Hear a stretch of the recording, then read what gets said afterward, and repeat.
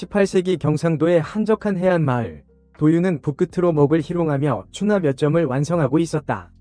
몰락한 양반 가문이 자제였으나 팍팍한 현실은 그를 추나가로 전락시켰다. 섬세한 필치로 여인의 풍만한 가슴과 아찔한 곡선을 화폭에 담아내는 그의 손놀림은 능숙했지만 어딘가 모를 쓸쓸함이 묻어났다. 빌어먹을 이놈의 붓질은 언제까지 계속해야 하는 건가? 도유는 깊은 한숨을 내쉬었다. 추나는 그에게 생계를 유지하는 수단이었지만 동시에 굴욕과 자괴감을 안겨주는 족쇄이기도 했다. 그의 그림은 은밀한 욕망을 자극하며 암암리에 팔려나갔지만 정작 그는 고고한 선비의 기품을 잃었다는 자책감에 시달렸다. 그때 마을 어귀에서 낯선 기척이 들려왔다. 도유는 창밖을 내다봤다. 바닷바람에 나부끼는 낡은 삿갓 아래 수려한 용모의 사내가 서 있었다. 니시오? 사내는 정중하게 고개를 숙였다. 지나가는 길손인데 혹시 이 마을에 묵을 만한 곳이 있는지 여쭙고 싶소. 도유는 잠시 사내를 훑어보았다. 훤칠한 키에 꼿꼿한 자세, 예사롭지 않은 분위기를 풍기는 사내였다. 마을 어귀에 주막이 하나 있긴 한데 요즘 같은 흉년에는 빈방이 있을지 모르겠소. 사내는 희미한 미소를 지었다. 괜찮소. 하룻밤 정도는 헛간에서라도 지낼 수 있으니. 도유는 왠지 모를 호기심에 사내를 자신의 작업실로 안내했다. 허름한 방 안에는 추나 몇 점이 어지럽게 널려 있었다. 사내는 그림들을 힐끗 보더니 놀란 기색 없이 담담하게 말했다. 솜씨가 훌륭하구려. 혹시 화공이시오? 도유는 씁쓸하게 웃었다. 화공은 무슨, 그저 먹고 살기 위해 붓을 잡았을 뿐이오. 사내는 도윤의 어깨를 가볍게 두드렸다. 너무 자책하지 마시오. 그림에는 재능이 필요한 법이니. 그날 밤 도윤은 사내와 술잔을 기울이며 이런저런 이야기를 나누었다. 사내는 자신을 무명이라고 소개하며 세상을 떠돌아다니는 방랑객이라고 했다. 그는 도윤의 추나를 보며 감탄하기도 하고 때로는 날카로운 질문을 던지기도 했다. 이 그림 속 여인들은 어딘가 슬퍼 보이는구려. 도윤은 뜨끔했다. 자신의 그림에 담긴 감정을 정확히 꿰뚫어 본 사람은 무명이 처음이었다. 그저 상상 속 여인들일 뿐이오. 무명은 의미심장한 미소를 지었다. 상상이라. 과연 그럴까? 다음날 아침 무명은 홀연히 사라졌다. 도윤은 그가 남긴 짧은 서신을 발견했다. 그대의 재능을 썩히지 마시오. 언젠가 다시 만날 날이 있을 것이오.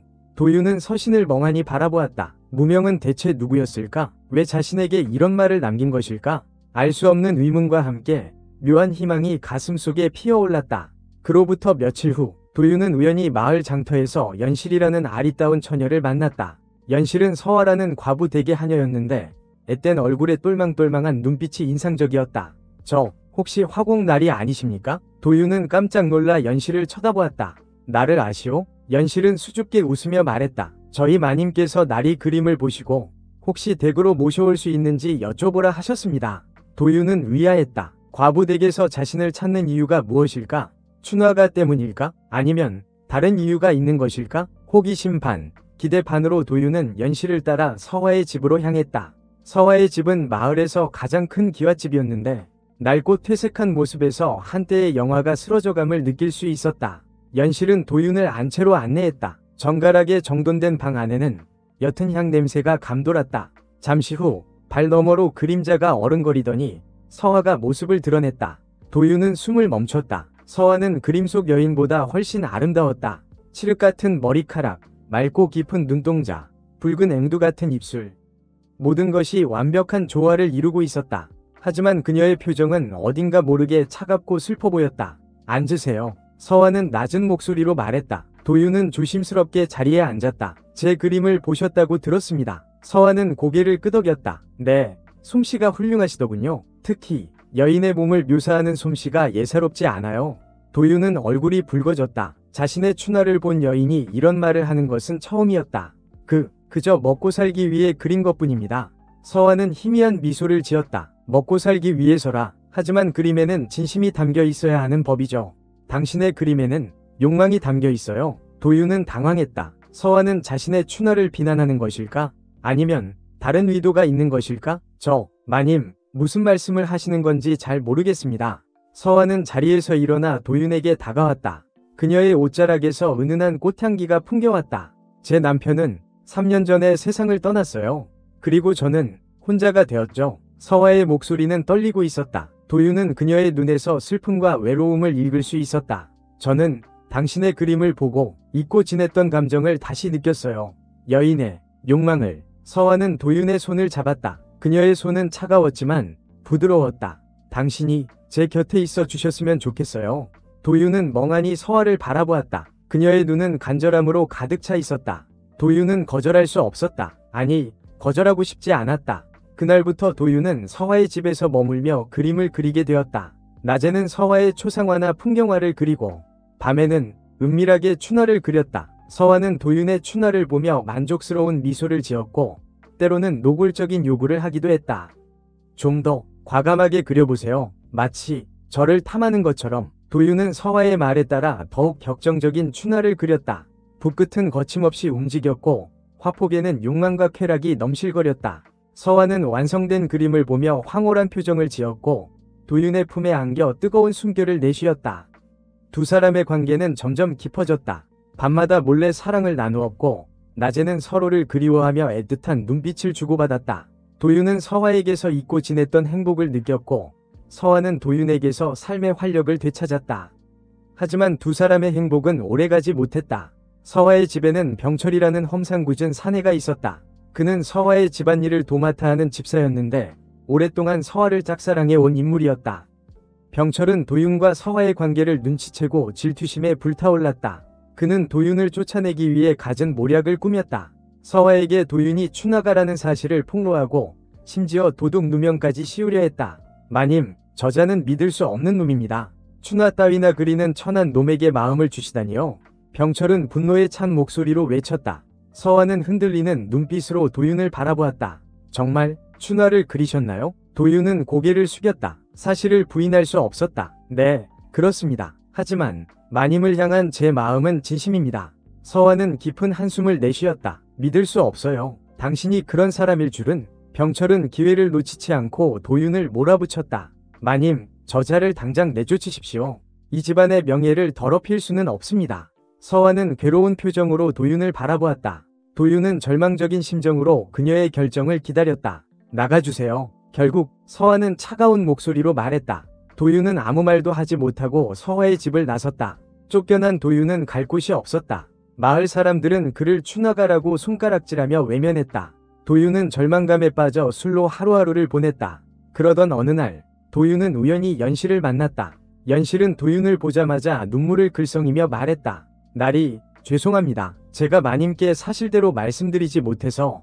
도윤은 위아했다. 무슨 사실 말인가? 연실은 떨리는 목소리로 말했다. 마님께서는 나리를 오해하고 계십니다. 병철 영감이 나리를 모함한 것입니다.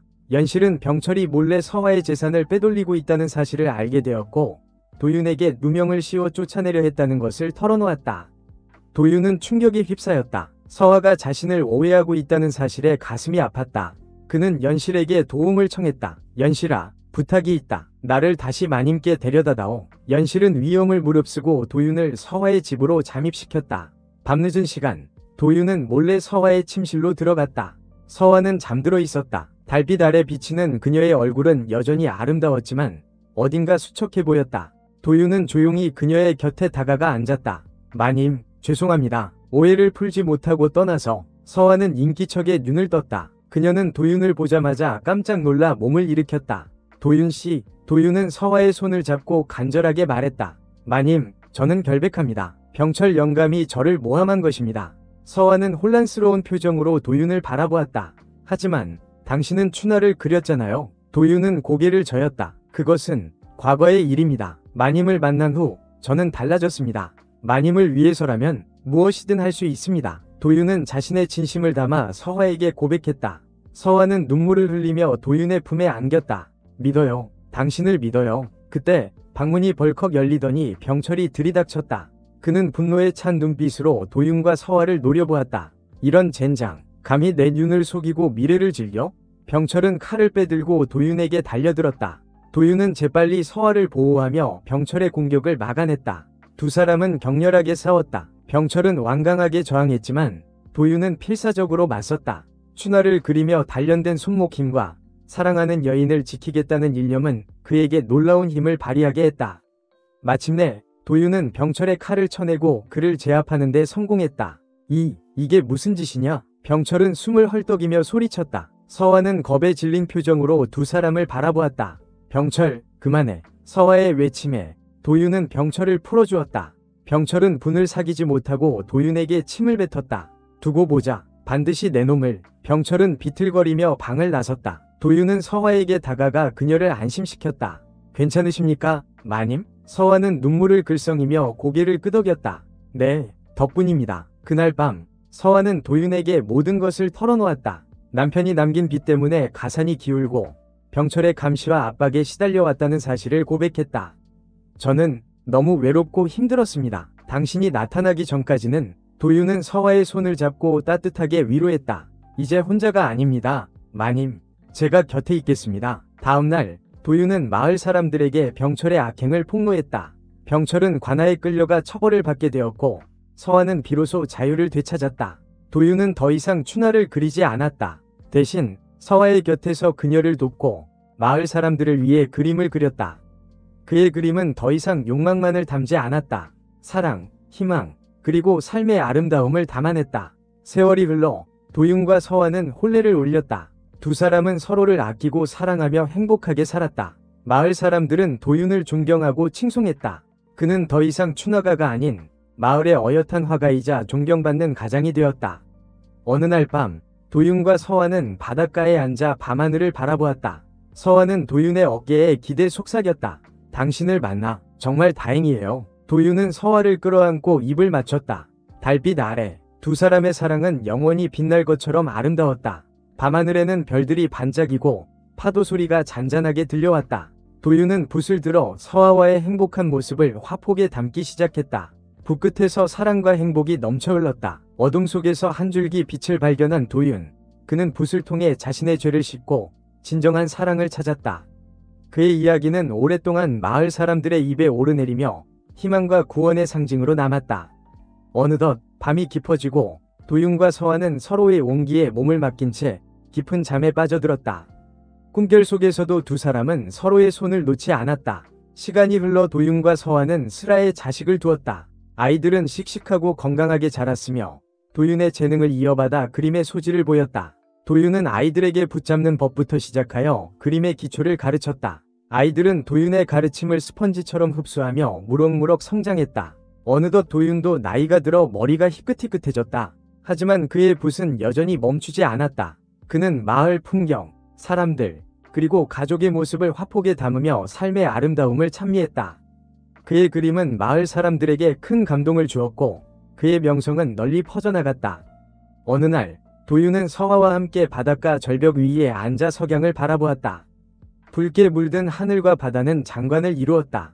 서화는 도윤의 손을 잡고 조용히 말했다. 여보, 당신과 함께한 세월이 꿈만 같아요. 당신은 내게 가장 큰 축복이에요.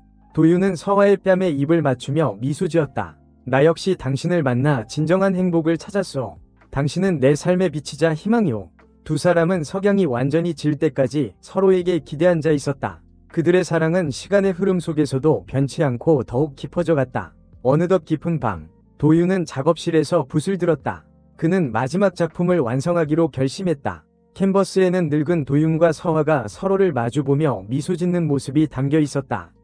두 사람의 눈에는 깊은 사랑과 감사가 서려 있었다. 도윤은 마지막 붓질을 끝내고 붓을 내려놓았다. 그는 그림을 바라보며 조용히 중얼거렸다. 이제 다 이루었도다. 다음날 아침, 서화는 도윤이 작업실에서 조용히 숨을 거둔 것을 발견했다. 그의 얼굴에는 평화로운 미소가 어려 있었다. 서화는 슬픔 속에서도 도윤의 마지막 작품을 보며 위안을 얻었다. 도윤의 장례식에는 수많은 마을 사람들이 모여 그의 죽음을 애도했다. 그들은 도윤의 그림을 통해 얻은 감동과 위로를 기억하며 그의 삶을 기렸다. 도윤이 떠난 후 서화는 그의 유지를 받들어 마을 사람들을 돕고 아이들을 훌륭하게 키웠다. 그녀는 도윤과의 추억을 가슴에 간직한 채 그의 사랑을 세상에 전하며 살았다.